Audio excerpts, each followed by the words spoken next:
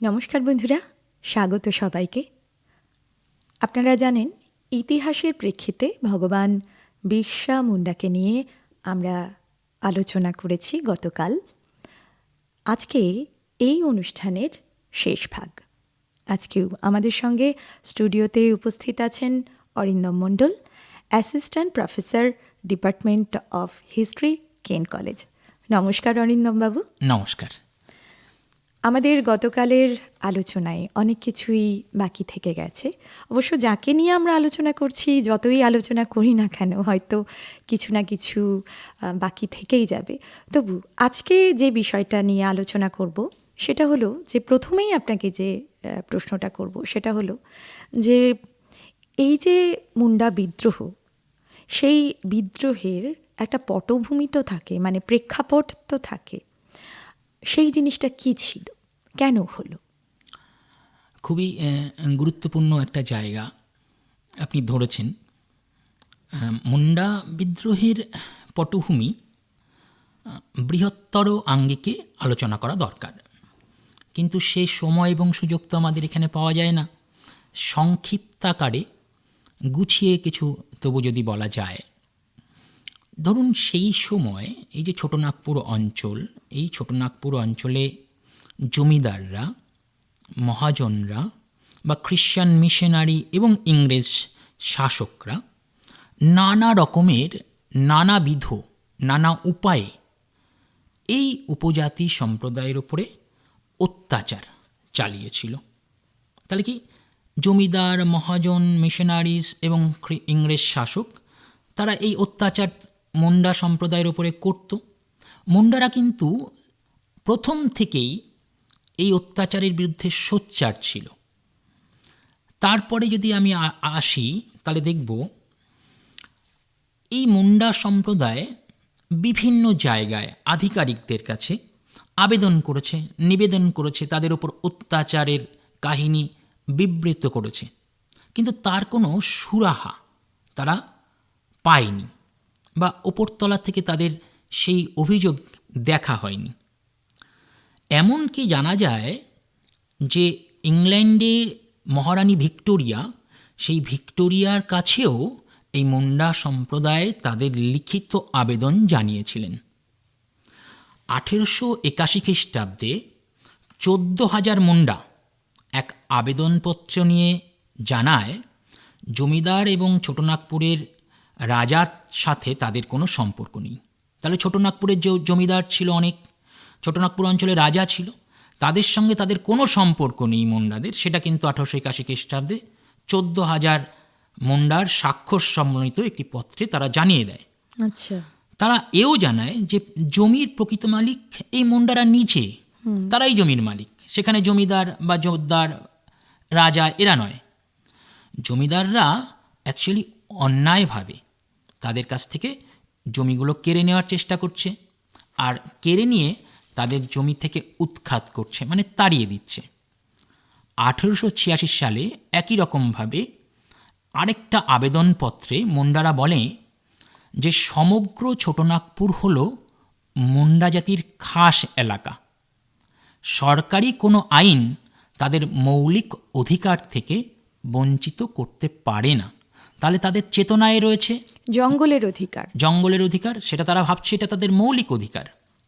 এছাড়াও আমরা দেখছি এই যে আবেদন বা আর্জিতে যখন কাজ হচ্ছে না, তাই শেষ পর্যন্ত মুন্ডারা বিরসা মুন্ডার নেতৃত্বকে মেনে নিচ্ছেন, বিরসা মুন্ডার নেতৃত্বে চলে যাচ্ছেন এবং স্বাধীন ধর্মরাজ্য প্রতিষ্ঠায় উদ্যোগী হচ্ছেন। তাহলে বিরসা মুন্ডা এই যে মুন্ডা সম্প্রদায়কে পেয়েছেন, যে মুন্ডা সম্প্রদায় কিন্তু অনেক আগের থেকেই বিভিন্নভাবে জমিদার, জোরদার, ইংরেজ প্রশাসকদের বিভিন্ন অত্যাচারের বিরুদ্ধে সোচ্চার ছিল, তাদেরই কিন্তু পেলেন বিরসা মুন্ডা।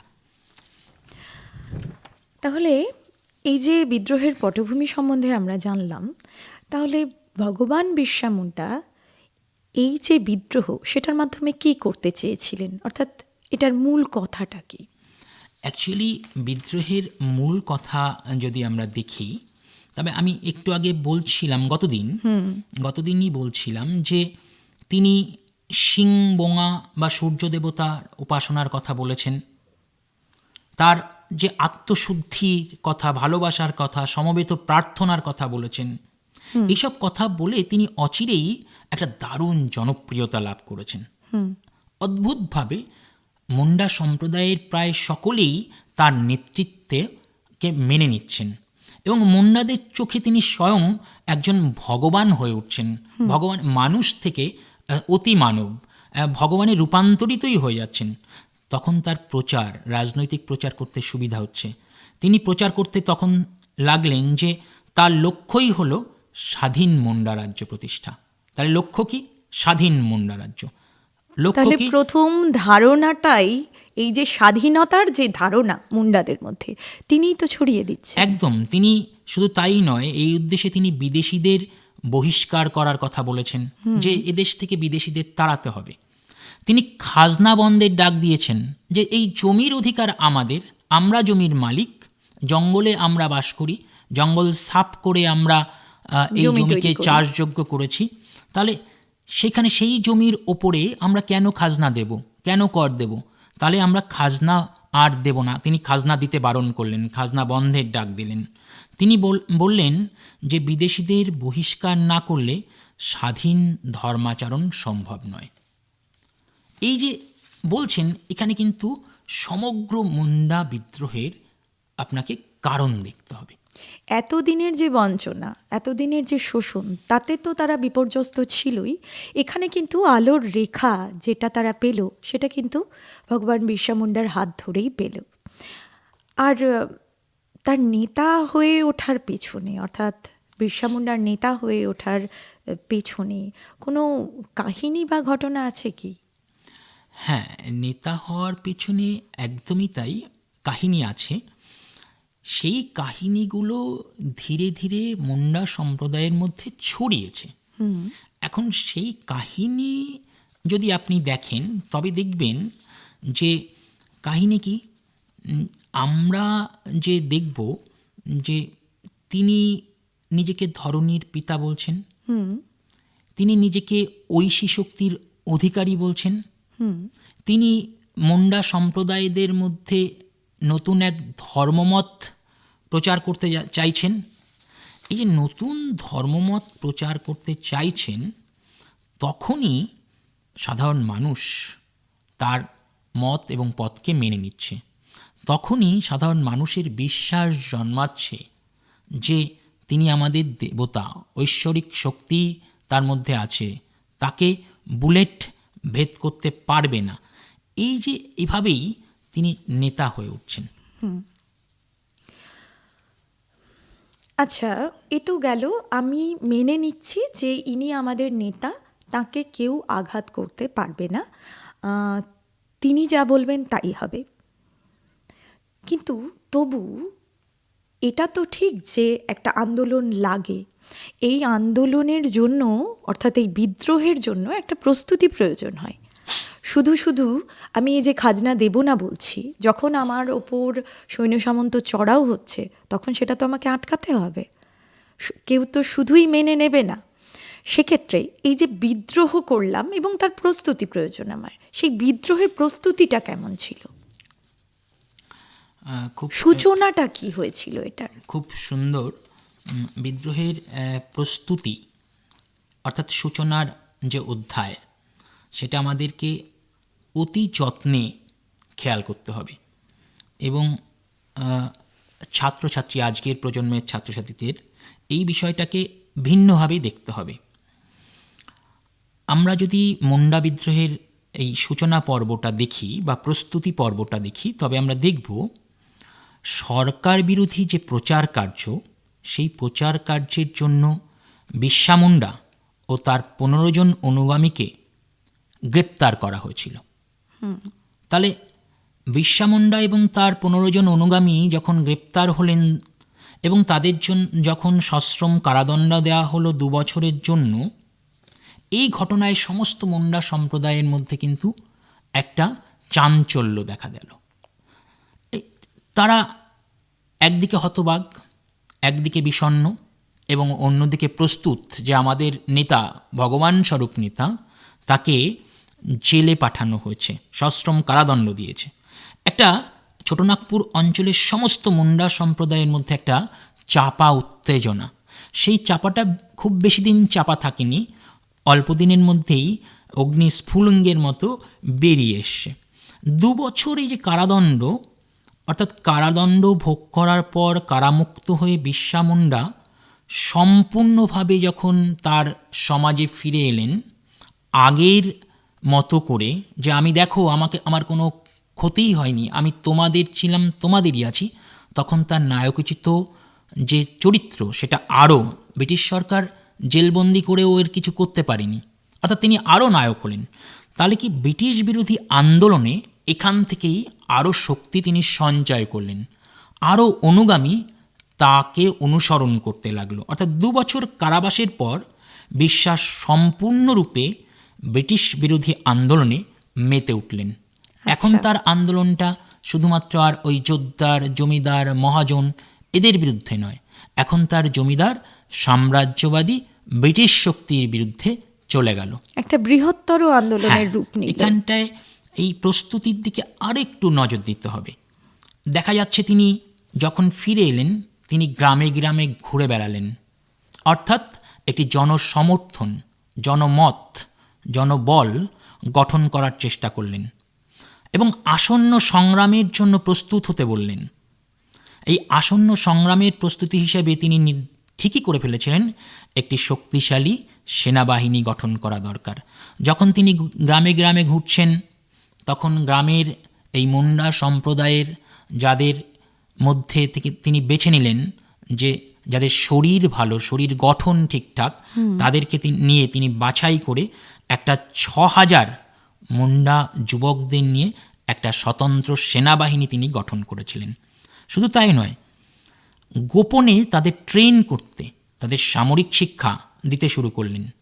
তাদের এই 6000 যে সেনাবাহিনী গঠন হলো, প্রত্যেকের জন্য আলাদা আলাদাভাবে তীর, ধনুক, বর্ষা, প্রয়োজনে তলোয়ার পর্যন্ত তাদের জন্য তৈরি হতে শুরু করলো। অর্থাৎ বিদ্রোহের প্রস্তুতি যদি আমরা একটু খেয়াল করি, খুব ভালোভাবে দেখব যে আধুনিক সরঞ্জাম তারা কিন্তু সেই সময় নিতে শুরু করলেন।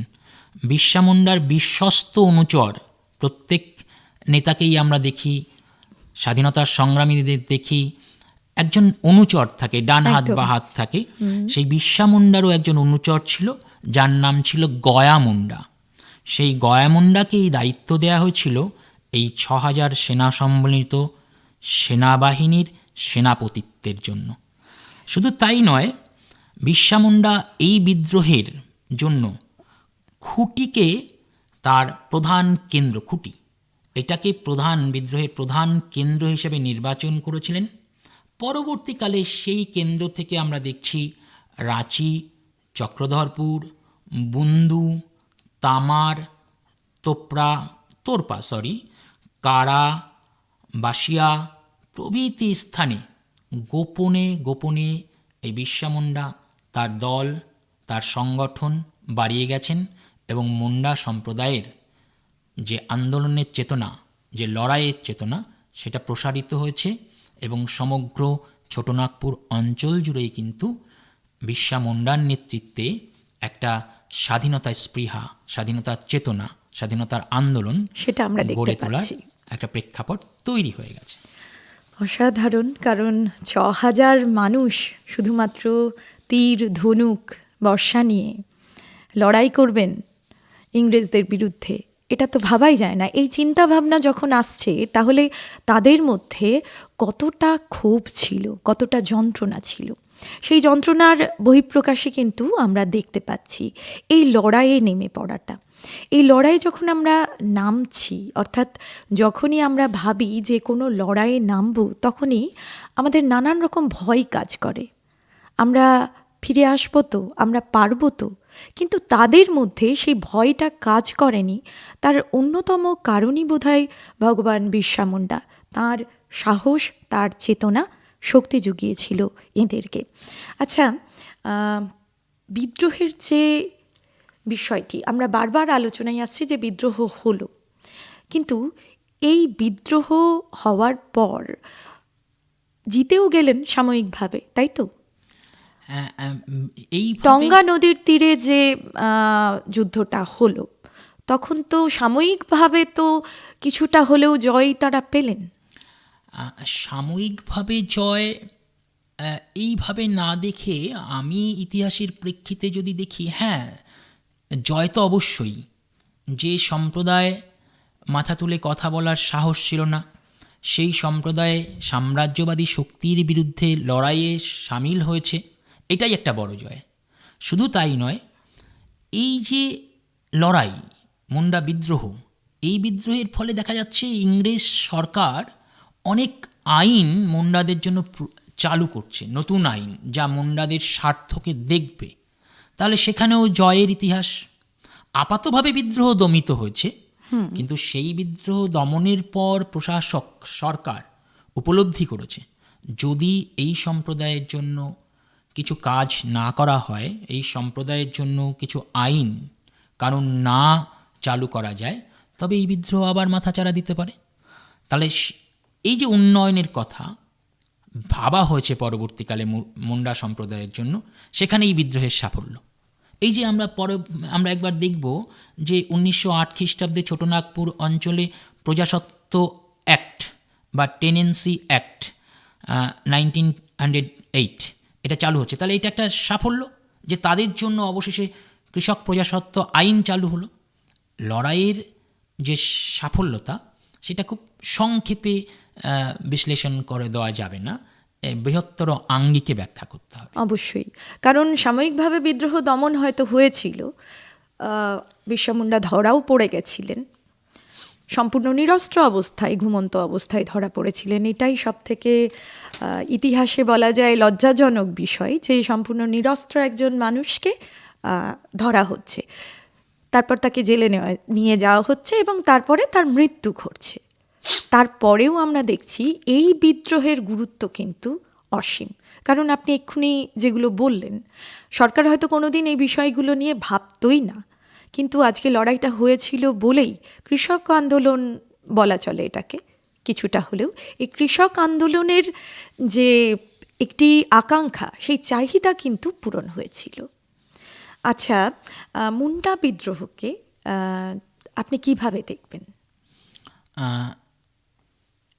ঐতিহাসিক বিশ্লেষণে মুন্ডা বিদ্রোহকে বা মুন্ডা বিদ্রোহের উপরে আলোকপাত করা দরকার।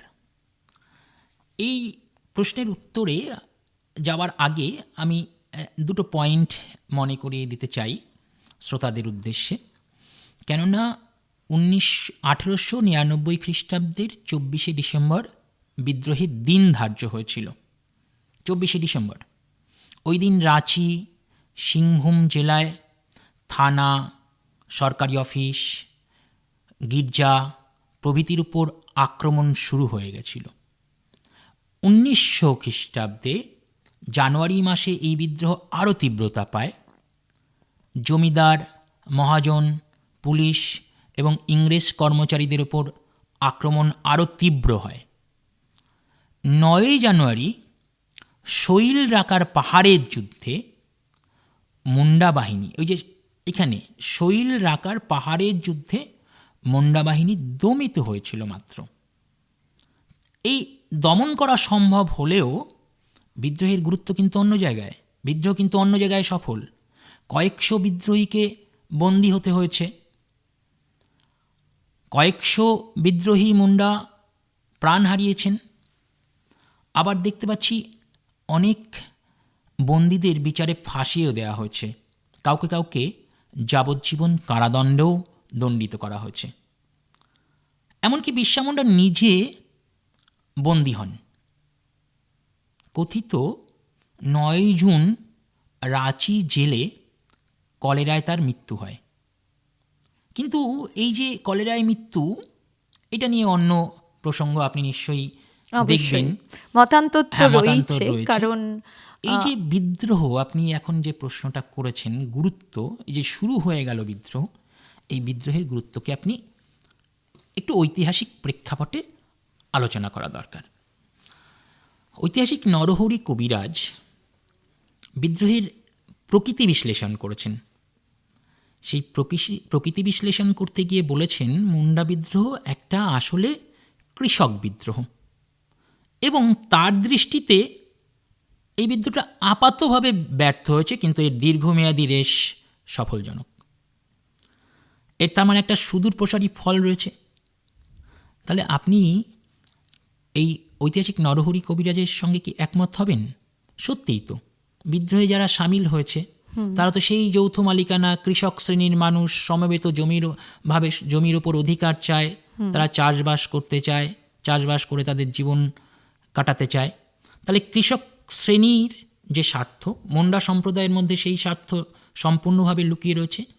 এই দিক দিয়ে যদি আপনি বিশ্লেষণ করেন তাহলে আপনি এই মুন্ডা বিদ্রোহকে কৃষক বিদ্রোহ বলতে পারেন, কোনো অসুবিধে নেই। এটা একটা সত্যিই কৃষক বিদ্রোহ।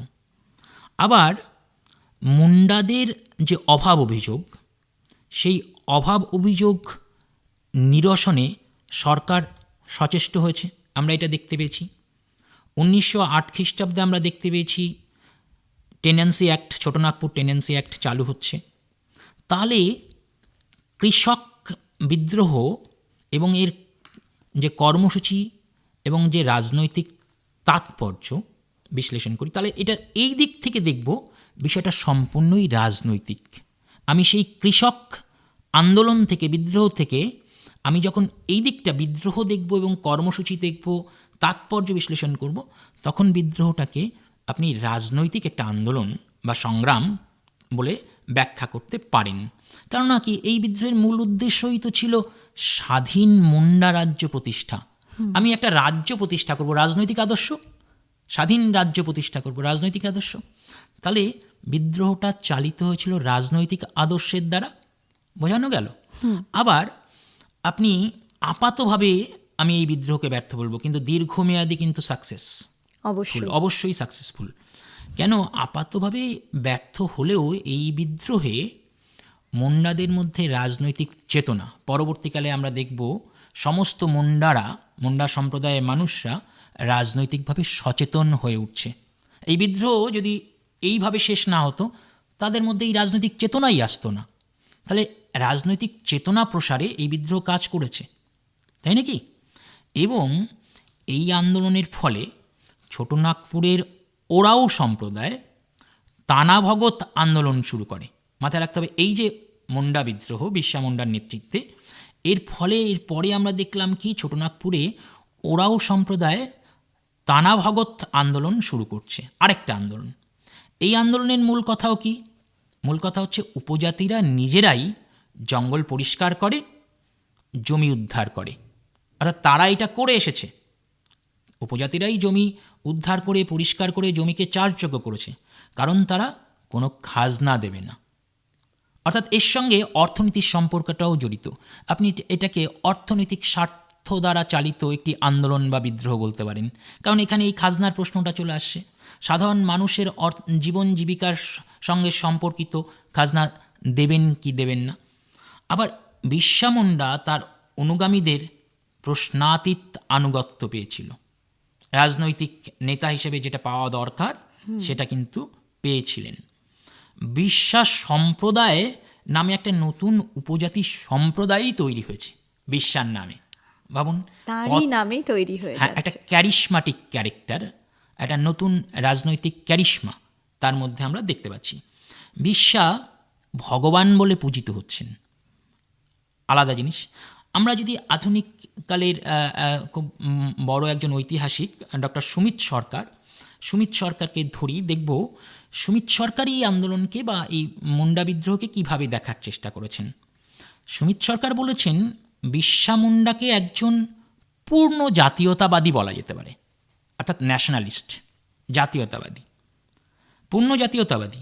আবার তিনিই বলেছেন বিরসা মুন্ডার মধ্যে বিচ্ছিন্ন ঝাড়খণ্ড আদর্শের ছায়া ছিল, বিচ্ছিন্নভাবে স্বাধীন হয়ে ঝাড়খণ্ডকে আলাদা করতে চাইছেন। অর্থাৎ এই ঝাড়খণ্ড আদর্শের উদ্গাতা, বর্তমান যে ঝাড়খণ্ড দেখতে পাচ্ছি, সেই ঝাড়খণ্ড রাজ্যের উদ্গাতা কিন্তু সেই বিরসা মুন্ডা, আজকের নতুন যে ঝাড়খণ্ড প্রদেশ তৈরি হলো। শুধু তাই নয়, সুমিত সরকারের দৃষ্টিতে তিনি একজন উগ্র বামপন্থী নেতা হিসেবেও পরিচিত। তাহলে ঐতিহাসিকভাবে আপনাকে বিশ্লেষণ করতে হবে। নানানভাবে নানান প্রেক্ষিতে কিন্তু আমরা তাকে দেখলাম, এবং এই যে মানুষটি, তার লড়াই আন্দোলন বৃথা যায়নি। আজ পর্যন্ত তাকে আমরা স্মরণ করছি, আর এই মানুষটিকে নিয়ে আমরা এভাবেই ভেবে যাব, এই আশা তো আমরা করতেই পারি। ইতিহাসের প্রেক্ষিতে ভগবান বিরসা মুন্ডাকে নিয়ে আমরা আলোচনা করলাম। আজ শেষ পর্ব ছিল, গতকাল ছিল প্রথম পর্ব। আর স্টুডিওতে আমাদের সঙ্গে উপস্থিত ছিলেন এ বিষয়ে জানানোর জন্য Arindam Mondal, assistant professor, department of history, কেন কলেজ। অনেক ধন্যবাদ আমাদের সঙ্গে স্টুডিওতে এই যে মূল্যবান তথ্য সেগুলো দেওয়ার জন্য। ধন্যবাদ। আর এতক্ষণ আপনাদের সঙ্গে ছিলাম সৈয়দা মুসাররত নাজরিন। সম্পাদনায় ছিলেন উজ্জ্বল বন্ধু, প্রযোজনা রীতা দে।